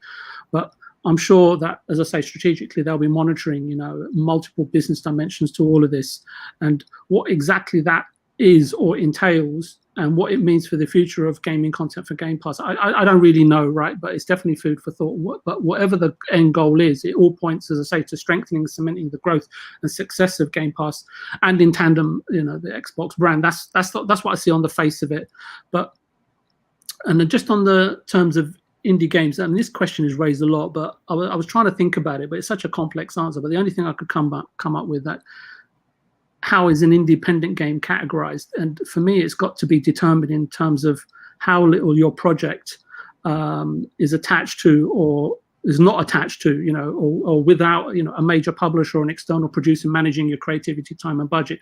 The lesser that's going on in terms of what you're creating, the more independent you are as a gamer in a studio. And I know that some of these games are falling under the usual suspects of Annapurna Games and Thunderful, which were quite prevalent during E3, and Devolver is another company that's mentioned quite obviously and significantly.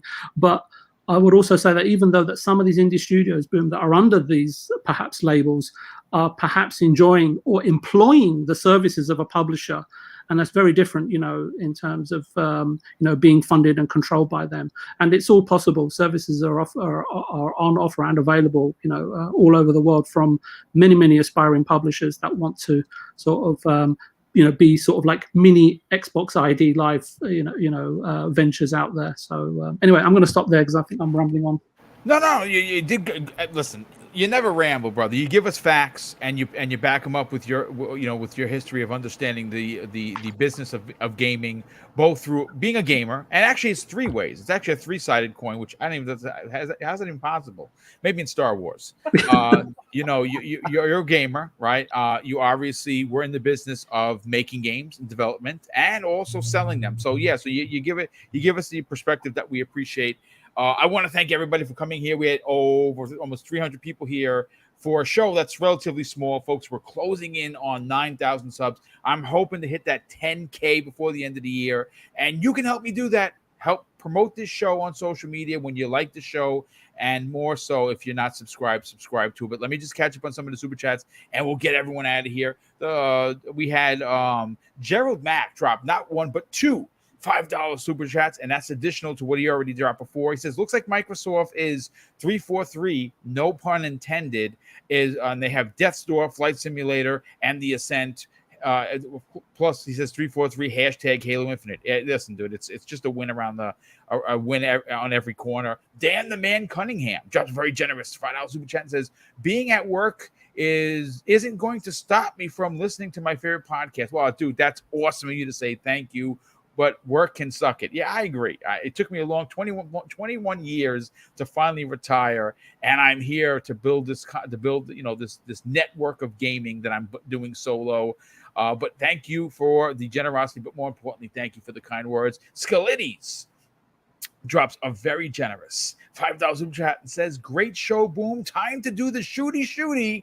The Ascent has officially released. Well, enjoy, my brother. You're going to have a lot of fun. And our good friend, Philly Eagle, our brother, drops a very generous $5 super chat and says, Game Pass being the best deal in gaming isn't the main reason it's growing so fast. It's the same reason the PlayStation 4 exploded. Word of mouth plus perceived delivery. That's a great point. And we had another super chat come in that was pretty much of a very big bomb for $10 from Drawn TJ, generous friend of the show. He drops a $10 super chat and says, hey, Boom, have you played Prototype? The game is like Spider-Man on crack. It was way ahead of its time in graphics and playability. Love the show, listening at work. Yeah, I beat the F out of the original. Didn't enjoy the second one as much for some reason, but I still bought the collection and it's in the backlog. So I probably never played, but I played the original. The original was just bonkers.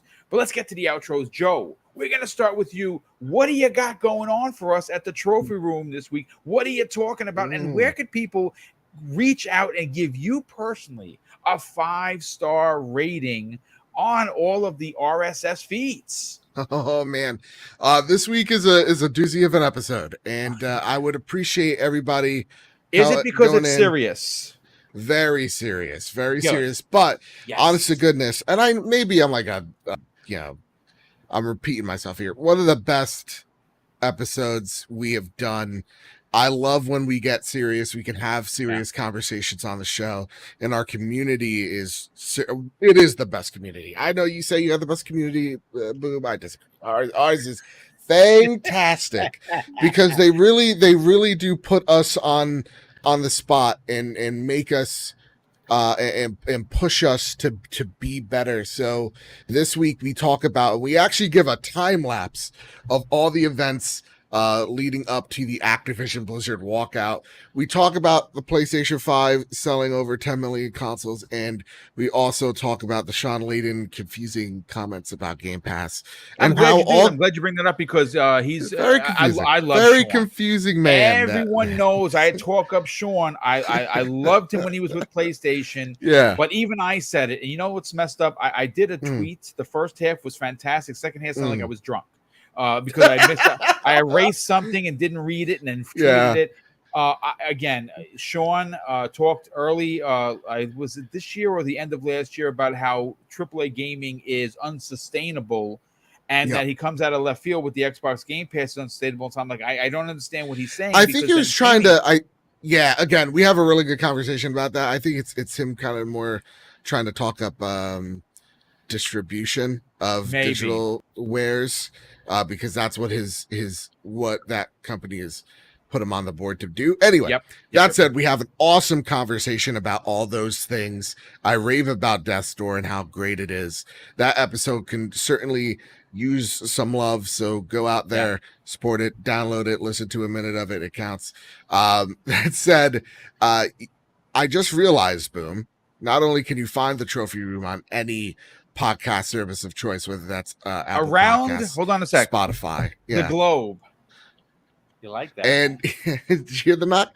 And on YouTube with the video version, a little mess up. Nonetheless, you can find us on all those places. I just glanced at my follower count on Twitter. Okay, it's at 1,698. 2 away from 17. Come on, Let's folks. Follow Let's this do man. it. Let's follow this man. The Trophy Room, a PlayStation podcast, is at 1,460. Oh man, we got to get you or something. 2K. Let's get it to $2,000. Let's do it. I'll make my mom proud. I'll be like, hey, mother, listen here. Your son, 2,000 followers on Twitter. I love it. And she says, what does that mean? And I say, I don't know, but it's provocative. So at Mr. Badbit on Twitter, at PS Trophy Room for some positive PlayStation news, all those things. I Boom, I made the bad mistake of accidentally playing Ratchet and Clank at 120 FPS. Just because I'm testing out this TV and now I'm like, wow. Eyes legitimately melted. Halo, 120 FPS today. I gotta wait till December. I'm gonna buy a new TV and I'm buying a 6. I'm a little scared because I never owned an LG, but I've always been a Samsung guy. So I might have to. I'm doing stuff with this remote right now. Like I'm learning it, and you could like gesture it and all sorts of stuff. This thing is can't wait. I'm playing around. I'm gonna join because I have a QLED. It's apparently not the same thing as an OLED. Apparently, I'm on the outs looking in, so I want to be in the party. I asked Ains about QLED, and he laughed at me. There you go. He said, "Ha ha ha! Get an OLED," and I'm like, "Wow, Ains." Wow, he's a very nasty man at times. He's a real nasty boy. Comes off as a gentleman, but I think behind the scenes he's really a nasty man. No, we love Ains on this show. But hey, Josh, listen, let's talk about the Halo podcast, which I think is not only blowing up on the scene, but it's perfect timing. Halo's coming back in a big way. This weekend we're going to be playing. Talk about what you're doing with the company. Sell your brand and tell everyone where they can reach out to you on social media, brother. Guys, everywhere is at N64Josh. Yes, the Halo Infinite podcast going strong. Wherever you listen to podcasts, you can find it. We do go live on Thursdays at 9 p.m. Pacific, 12 Eastern. So it's for night owls only. And have a fantastic community going. I've recently launched the Beamable Game Dev podcast. That's the company that I'm working for right now. And we're having a lot of fun there. So, and I just love being here. Thank you so much for including me. I really do appreciate it. Well, it's great to have you part of the show each and every week, brother. It's love the insights, love the professionalism that comes with it, and of course, we can help you grow that. Then I'm doing my job as a host, and last and no way least, again, the linguist, the guy with the biggest brain on the panel. VJ, thank you so much for being here, brother. What you got going on, and where can people reach out to you on social media? I just want to say, Boom, thank you again for putting together a great show for everyone involved, the panel and the chat. So, it's always a privilege to be here. You can find me on Midweek Gaming on Wednesdays with Mr. Stubbs, Mr. Tushy, Animated Evil, Removable Sanity, and Cerebral Pool on Wednesdays. And you'll find me back here next week. And I'm almost finished with Yakuza Like a Dragon. I'm on the last chapter. Nice. And I have no idea. My brain's going... I don't numb because I have no idea what to click on next in terms of games. There's far too much choice. There literally is. Sure, I'll figure it out. Yeah, absolutely. Yep. Well, thanks for being here, brother. And of course, I want to thank the outstanding support, both through clicks and likes and subs, but of course through the very generous super chats. And quite frankly, it was ridiculous. Hey, Joe, look at the little floppy ear guy that I'm talking to. Kind of looks like Baby Yoda, right? He's then running around the ears a little flopping. It's adorable. I just had to throw that out there before I do my outro. But thank you, everyone, for the super chats. Honestly, it really does help more than you know. It allows us to offer these big, expensive giveaways, and especially those are going to be coming up. We're doing the Boom's birthday bash, where it's my birthday, but you get the gifts That's coming at the end of September. And of course, Christmas with Mr. and Mrs. Boom. And you know something? I might even be able to get Mrs. Boom on camera. We'll see. I'm trying to work her up to it. That's coming because obviously she's working with the channel full time and she's got to get out there and meet the peoples. But thank you so much for being here. And of course, I'm going to close out the show with something that's important to me. Hopefully one day it'll be important to you. And that's something that my dad taught us when we were kids. And he said, son, treat others how you want to be treated. And also, it doesn't cost anything to be nice. You live by those rules. And I can guarantee you, you're going to have an awesome day. So take care, everyone. We'll see you tomorrow morning on the newest episode of Breakfast with Boom.